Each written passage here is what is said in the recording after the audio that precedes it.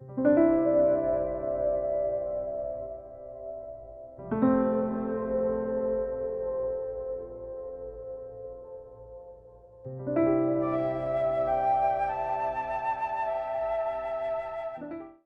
Guys, मैं Shivansh Dargarh, life coach and graphologist.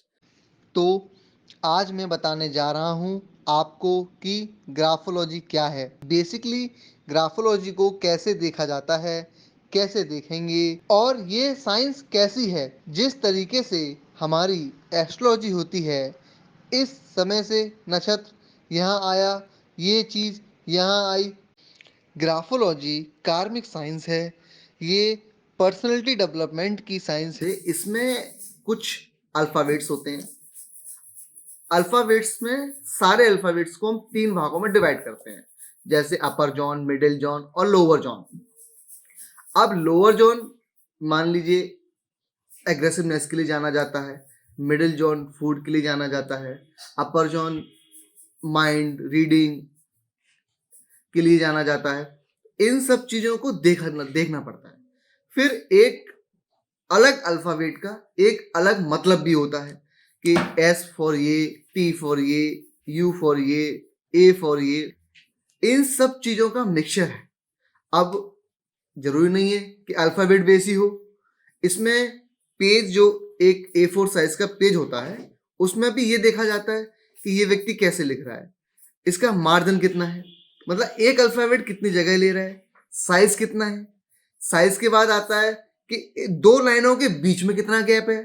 फिर देखा जाता है कि एक पेज पे कितना उन्होंने वर्ड लिखे हुए हैं, राइट मार्जिन कितना ऑक्यूपाई किया हुआ है, राइट में क्या एक शब्द आ सकता था जो वो नहीं लिख पाए, लेफ्ट मार्जिन क्या सीधे जा रहा है। मतलब बहुत सारे कॉम्बिनेशन बेस है ये। और सबसे अच्छी चीज़ क्या है, इतने सारे कॉम्बिनेशंस हैं कि हर किसी की राइटिंग में सेम कॉम्बिनेशन नहीं मिला करते, क्योंकि हर व्यक्ति का अपना एक ऑरा या व्यक्तित्व अलग अलग है।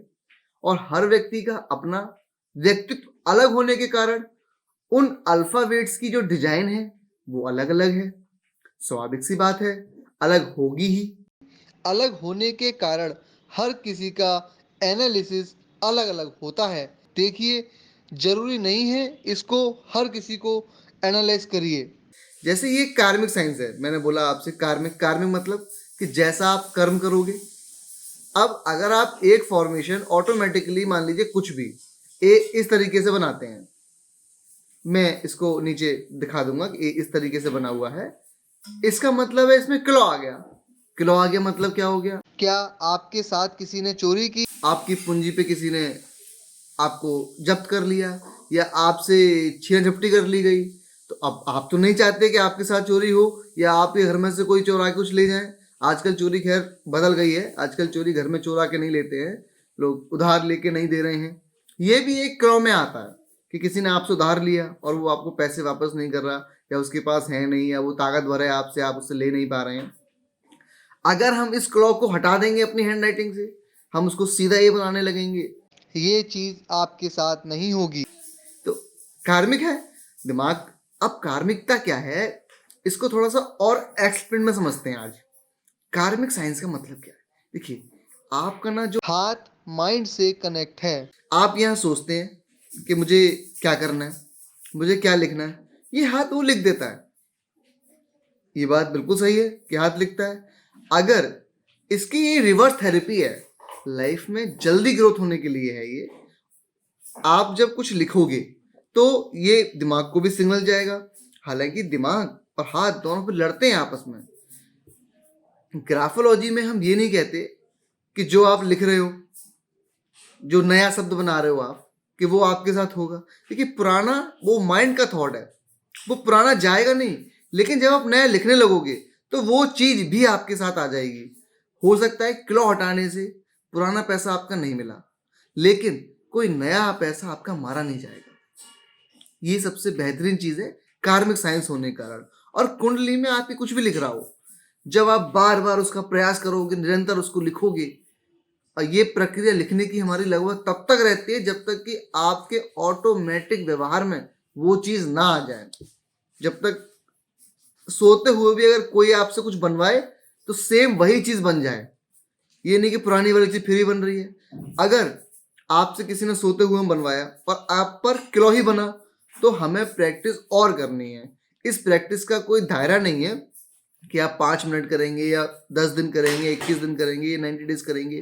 लेकिन मैक्सिमम पीरियड जो है, जो अभी तक देखा गया है लगभग लोगों की लाइफ में, उस चीज को ऐड ऑन होने के लिए वो 90 डेज का हमने देखा है कि 90 डेज में अगर लोग डेली प्रैक्टिस करते हैं तो वो चीज वहां से गायब होके जो आप जिसकी प्रैक्टिस करते हैं वो चीज आ जाती है। जैसे कि आपको सबको पता चल गया कि ग्राफोलॉजी क्या है, तो इसमें ना अब एक काम करिए।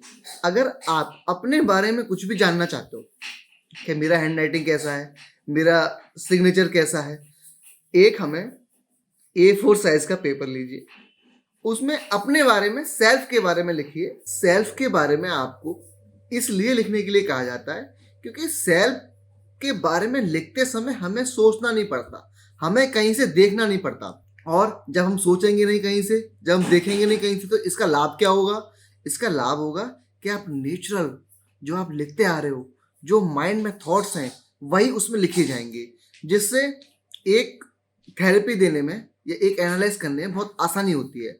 अगर आप सोच के लिख रहे हो सकता है पेन वहाँ उठी हो, कहीं रुक गई हो, तो उसके हर किसी के मतलब बदल जाते हैं कि यहाँ पेन क्यों उठाया, क्यों डॉट लगा। हर चीज का मतलब है उस पेज पे लिखने का। तो एक पेज पूरा लिखिए और नीचे, या एक पेज पूरा लिखिए और पीछे आधा पेज लिखिए, नीचे 3 टाइम सिग्नेचर करिए। और उसके बाद आप जब भी मेरी टीम से संपर्क कर लीजिए और एक हम आपका अपॉइंटमेंट कर लेंगे और उसमें हम आपको सबको एनालाइज करेंगे कि आपका सिग्नेचर ये बता रहा है, आपकी हेल्थ ऐसी है, आपकी पर्सनैलिटी ऐसी है, आपकी वेल्थ ऐसी है, आपके रिलेशनशिप्स ऐसे हैं, आपको क्या पसंद है, आपको क्या नहीं पसंद है, आप कैसी जगह घूमना पसंद करते हो, आप कैसे पर्सनैलिटी में लोग जाते हो, आपके फ्रेंड सर्कल कैसे हैं। लगभग आपको 100 चीजें बताई जा सकती हैं आपकी हैंड राइटिंग को देख के। अगर आप चाहते हो अपना टेस्ट लेना, तो प्लीज अपना सैंपल या व्हाट्सएप नंबर पे आप भेजिए। आपके सबके सैंपल्स के बारे में एनालाइज करके आपको बता दिया जाएगा कि आपकी पर्सनैलिटी कैसी है। Thank you so much.